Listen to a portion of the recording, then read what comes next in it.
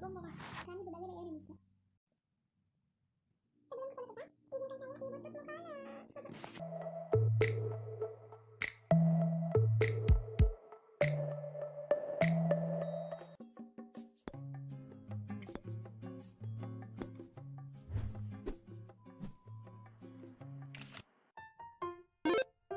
Assalamualaikum warahmatullahi wabarakatuh.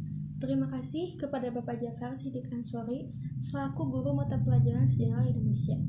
Izinkan saya, Tantri Rahmayu dari kelas 11 MIA 2 akan sedikit menjelaskan mengenai perjuangan mempertahankan kemerdekaan dari ancaman sekutu dan Belanda. Apakah kalian masih ingat dengan syarat kemerdekaan suatu negara? Terdapat 4 syarat, yakni negara berdaulat harus memiliki wilayah, rakyat, pemerintah, dan mendapatkan pengakuan dari negara lain. Nah, saat Indonesia merdeka, secara proklamasi pada 17 Agustus 1945, syarat yang keempat belum ada. Pengakuan negara lain tersebut penting untuk suatu negara bisa mendapatkan haknya di dunia internasional. Sejarah mencatat, Belanda mengakui Indonesia berdaulat sebagai negara pada 27 Desember 1949. Lalu, apa saja catatan sejarah yang terjadi selama tahun 1945 sampai 1949 tersebut? Di masa inilah banyak terjadi perjuangan mempertahankan kemerdekaan dan ancaman disintegrasi bangsa, khususnya pada tahun pertama proklamasi. Di sini saya akan sedikit menjelaskan 7 peristiwa, yakni yang pertama, insiden Hotel Yamato di Surabaya.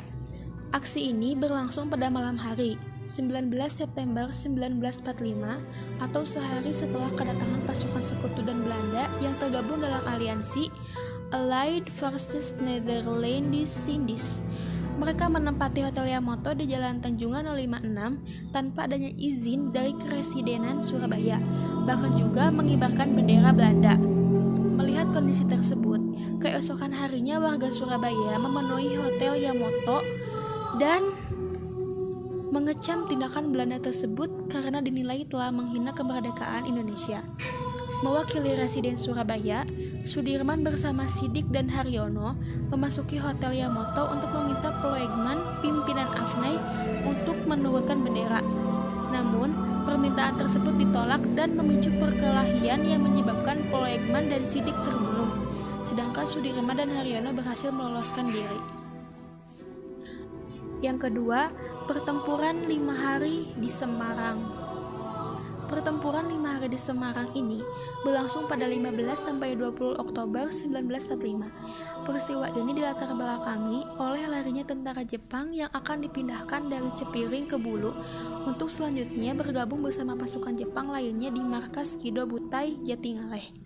Selain itu, pertempuran ini juga dipicu oleh kematian Dr. Karyadi yang berawal penyerangan Jepang ke reservoir Siranda pada tanggal 14 Oktober 1945. Di penyerangan tersebut, tersebar berita bahwa Jepang telah meracuni reservoir yang merupakan sumber mata air masyarakat Semarang.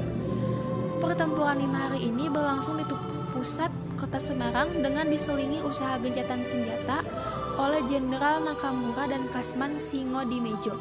Sampai akhirnya sekutu datang ke Semarang untuk meminta gencatan senjata dalam konferensi di Hotel Pavilion pada 20 Oktober 1945. Yang ketiga, pertempuran Ambarawa di Magelang.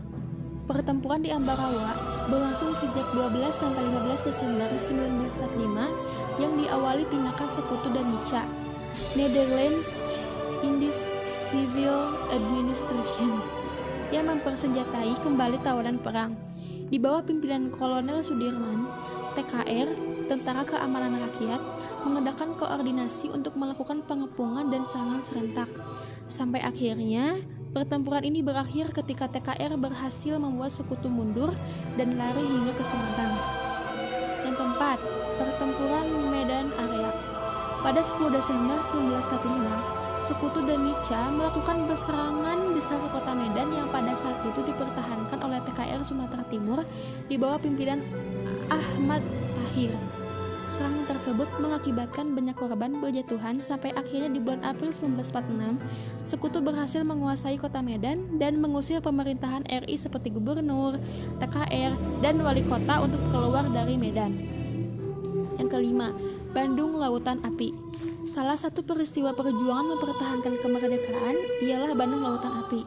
Sesuai namanya, pembakaran di Bandung ini dilakukan oleh penduduk dalam tujuan pengosongan kota dari pasukan Afney di bawah pimpinan Brigadir MacDonald pada 23 Maret 1946. Peristiwa Bandung Lautan Api dilatar belakangi oleh beberapa tuntutan dan ketegangan saat pasukan Afney memasuki Bandung, yakni sekutu menuntut penduduk Bandung menyerahkan semua senjata dari hasil pelucutan tentara Jepang. Ultimatum sekutu untuk mengosongkan Bandung Utara paling lambat tanggal 29 November 1945 dengan alasan keamanan rakyat. Sekutu tanggal 23 Maret 1946 untuk mengosongkan Bandung Selatan.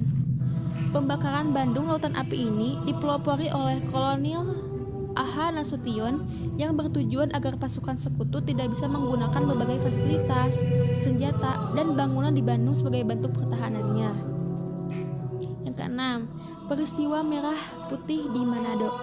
Dinamakan peristiwa Merah Putih dikarenakan setelah sukses merebut tangsi militer Tailing, para pemuda dan pejuang melakukan upacara bendera sebagai bentuk Indonesia telah merdeka dan siap menjaga dan mempertahankan kemerdekaan.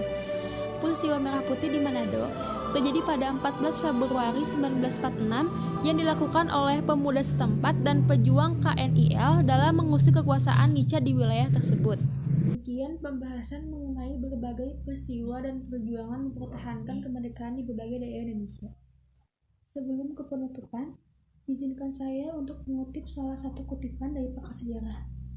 Sejarah telah memperlihatkan semua hal tentang kerakusan, kesombongan, kekejaman, keikhlasan, pengorbanan, dan daya juang di mana semua orang dapat bercermin. Namun tampaknya, manusia lebih bernafsu membuat sejarah ketimbang belajar dari sejarah. Sejarah adalah subjek yang sangat penting karena mengajarkan kita tentang dunia, negara, kota, dan komunitas kita serta bagaimana semuanya bisa menjadi seperti sekarang.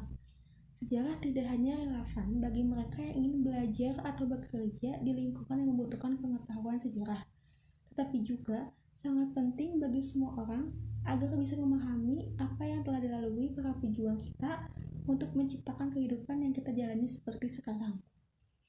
Demikianlah beberapa hal yang dapat saya sampaikan.